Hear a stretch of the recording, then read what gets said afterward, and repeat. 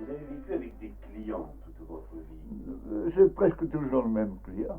Vous les choisissiez? Oh, ça m'était égal. Ça m'était égal. Ça ne voulait rien dire. Il fallait que ça me convienne à l'esprit. Que ça me plaise. Et si ça ne vous plaisait pas? Eh bien, je leur disais, messieurs, allez en voir un autre. Il y en a des guides partout. Oh, mais c'est rare. C'est rare que ça me soit arrivé. Parce qu'ils me connaissaient quand ils venaient vers moi. Ils avaient déjà des renseignements. Ils prennent des renseignements un peu partout. Et de les commander, ça vous faisait plaisir? Oh, assez.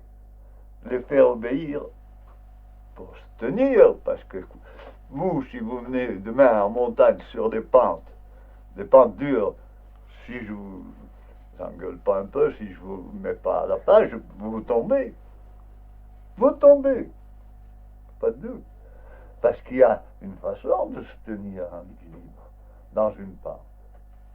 Il faut d'abord apprendre ça, c'est l'équilibre.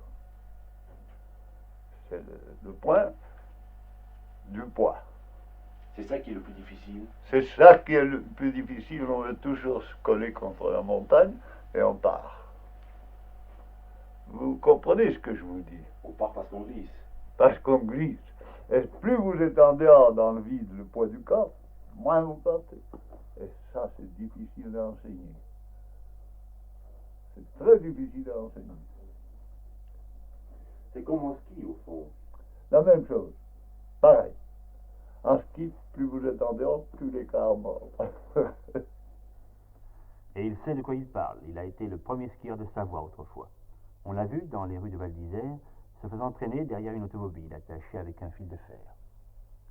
Mais le ski pour lui, comme pour tous les montagnards, c'est d'abord une façon de se déplacer dans la montagne, comme les raquettes ou les crampons. Qu'est-ce qui vous a plu dans ce métier de guide, Monsieur Blanc, au fond? C'est la montagne. La montagne me plaît encore.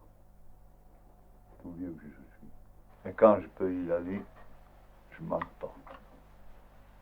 Naturellement, je n'ai plus la vitesse des jeunes, mais j'ai encore la prudence et je sais me défendre. Quoi dans la montagne? Mais quoi? C'est d'être en haute altitude. C'est de jouir de ce bien-être isolé. On est presque toujours isolé quand on est en montagne, un ou deux. Quoi, ce qui vous plaisait, c'est d'être loin des hommes? Loin du bruit des hommes, des centres. Quand je peux, je sors encore. Je vais me promener. J'ai été dimanche dernier. Comment ça se passe votre vie ici maintenant, Monsieur Blanc? Assez agréable, je fais ce que je veux. Je suis libre, indépendant. Je n'ai plus le contrôle de personne. Mais je peux sortir, je peux me promener. J'ai tous les avantages, j'ai encore un permis de chasse. Mais il ajoute, depuis que j'ai un permis, je ne tue plus rien. Vous voyez, c'est moi qui ai inventé ce crochet. Ah bon, c'est vous? Oui, et il ne coûte pas cher. Croyez-moi. J'ai tout fabriqué moi-même. Ce qu'il ne peut plus faire, c'est monter sur le toit pour arranger les tuiles, comme il le faisait encore il y a 10 ans. Vous avez souvent eu peur? Aussi, dans des difficultés, quelquefois j'ai eu peur. En faisant de l'alpinisme. Il y a quelquefois qu'on se voit presque perdu. Et c'est là où il faut réagir. Moralement. Oui, vous m'avez dit par exemple qu'au-dessus de 7000 mètres, dans l'Himalaya, il arrivait qu'on ne sache plus bien ce qu'on fait. Bon, ouais, ça c'est exact.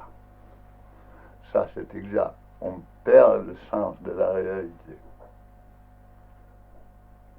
Ça arrive.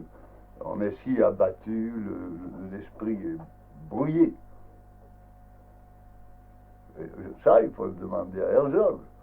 Ça arrive plutôt au client ou plutôt au guide? Plutôt au client quand même. Le guide est comme les autres là-bas. Si un client est très fort, le guide n'est pas plus fort. Moi, j'étais peut-être un peu plus fort que mon patron.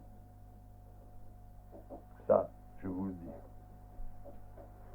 Mais on raisonnait toujours ensemble. Mais qu'est-ce qui se passe quand un client est désorienté, il sait plus où il allait? Alors il faut tâcher de le ramener au bon point, par vos conseils, par ce que vous faites. Bon, Monsieur Blanc, vous avez 81 ans, je crois, maintenant. 80, je n'ai pas fini les 80. Quand vous regardez en arrière, est-ce que vous pensez que vous avez réussi votre vie? Oui, je suis très content de ce que j'ai fait. Oui, monsieur. Je suis bien content de tout ce que j'ai fait parce que j'ai pas été inactif. J'ai pas été toujours assis sur un fauteuil.